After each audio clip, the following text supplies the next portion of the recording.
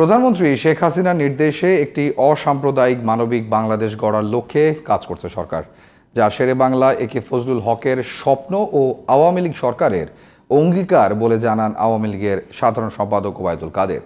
এদিকে সাংবাদিকদের প্রশ্নের জবাবে তিনি আরও বলেন, বিএনপি কোনো গণতান্ত্রিক দল নয়, বরং তাদের ইতিহাস গণতন্ত্রকে হত্যা করা। বিস্তারিত ইমরান হাসানের রিপোর্ট। রাজধানীর ঐতিহাসিক সোহরাওয়ার্দী উদ্যানে অবিভক্ত বাংলার প্রথম প্রধানমন্ত্রী শেরেবাংলা একে ফজলুল হকের ৬২তম মৃত্যুবার্ষিকী উপলক্ষে শনিবার সকালে প্রধানমন্ত্রী শেখ হাসিনার পক্ষে শ্রদ্ধা নিবেদন করেন আওয়ামী লীগ নেতারা।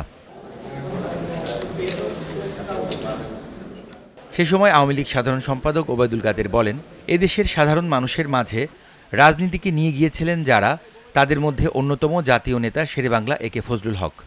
অসাম্প্রদায়িক বাংলাদেশ গড়ে আজকে আমরা বঙ্গবন্ধু কন্যা শেখ হাসিনার নেতৃত্বে লড়ে যাচ্ছি অসাম্প্রদায়িক মানবিক বাংলাদেশ গড়ে তুলতে, এবং সেটাই শেরেবাংলার স্বপ্ন এবং আমাদের আজকের অঙ্গীকার। এদিকে সাংবাদিকদের এক প্রশ্নের জবাবে আওয়ামী লীগ সাধারণ সম্পাদক ওবায়দুল কাদের বলেন, বিদেশি প্রভুদের দাসত্ব করাই বিএনপির প্রধান কাজ।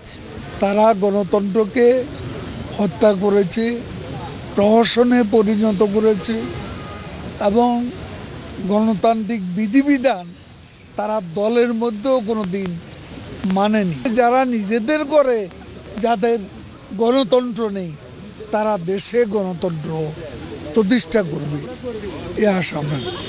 এদিকে আওয়ামী লীগের কেন্দ্রীয় নেতাদের শ্রদ্ধা নিবেদন শেষে শেরেবাংলা একে ফজলুল হকের সমাধিতে শ্রদ্ধা নিবেদন করেন আওয়ামী লীগ ও এর সহযোগী সংগঠনের নেতাকর্মীরা। Imran Hasan, GTV news, Dhaka.